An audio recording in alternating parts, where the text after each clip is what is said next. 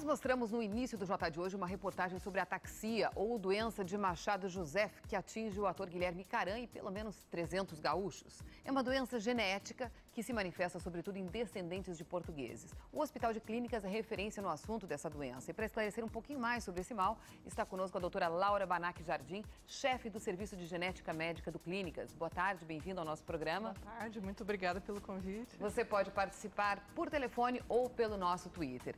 Doutora, em geral, em que idade se manifesta essa doença? A média dos pacientes começa ao redor dos 32, 34 anos. Até então, as pessoas levam uma vida normal, totalmente uma vida normal, sem outras manifestações, a não ser do início, não? Eu digo média porque a gente já acompanha indivíduos que começaram com 7 anos de idade e outros que começaram com 60 anos de idade. Nossa, então, há uma variação. Uma variação grande. E quais são os primeiros sintomas? Os primeiros sintomas são quase todos decorrentes da dificuldade de coordenação dos movimentos. Aliás, ataxia significa dificuldade de coordenar movimentos, o que é uma habilidade nossa involuntária, né? Elaborada por estruturas que ficam na fossa posterior aqui do inseto. E é comum se confundir com alguma outra doença? Muito comumente é confundido com o estado de embriaguez.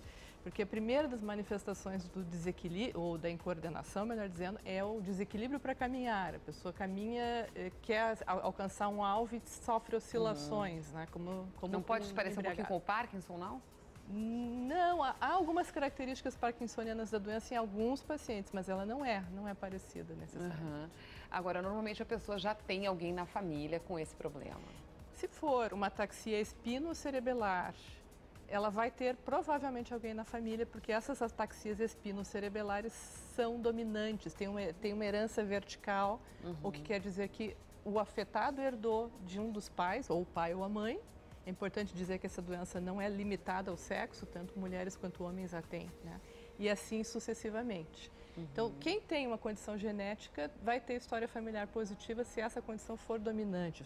E a doença de Machado-Joseph é a mais prevalente no mundo e predominantemente nas populações de origem portuguesa e talvez melhor dizendo açoriana, como a nossa população aqui. Ou quem tem alguém na família com essa doença pode fazer algum exame para detectar se existe a possibilidade dela contrair também a doença? O mais importante é definir se a família, se na família esse traço está sendo segregado, está sendo transmitido. Como eu falei, existem outras ataxias muito semelhantes. A gente tem que primeiro diagnosticar o problema da família. Há provavelmente 37 ou 38 diferentes doenças dominantes, das quais 10 ou 11 são diagnosticáveis através de um exame direto do DNA da pessoa que é extraído do sangue, do sangue periférico. Então, o primeiro passo que a gente faz quando recebe uma família nova é tentar identificar se a ataxia desta família é uma dessas 10 ou 11. Se for ataxia, os descendentes podem fazer o exame mesmo antes de terem algum sintoma? Sim, depois que a gente define qual é a doença, qual é a ataxia da família, é possível para os descendentes, para as pessoas que estão em risco, virem a saber se portam ou não, se herdaram ou não a mutação. E adianta alguma coisa ficar sabendo? Quer dizer, a pessoa pode fazer alguma prevenção? A prevenção no sentido de retardar o início da doença ou de evitar ainda não existe.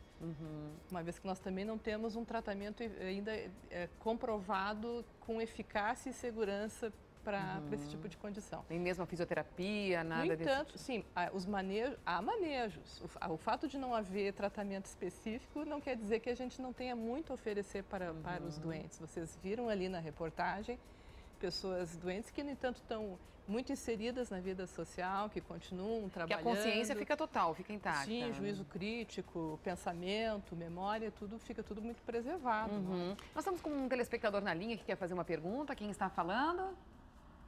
Bom dia. Bom dia.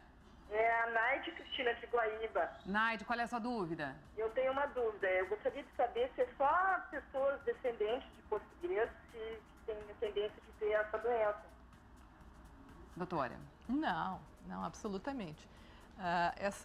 Basta eu ter um ancestral, não é para milhares de outros, para eu poder ter herdado uma condição. Então eu nem fico sabendo, né, qual é antigo, da onde é que veio esse ancestral doente.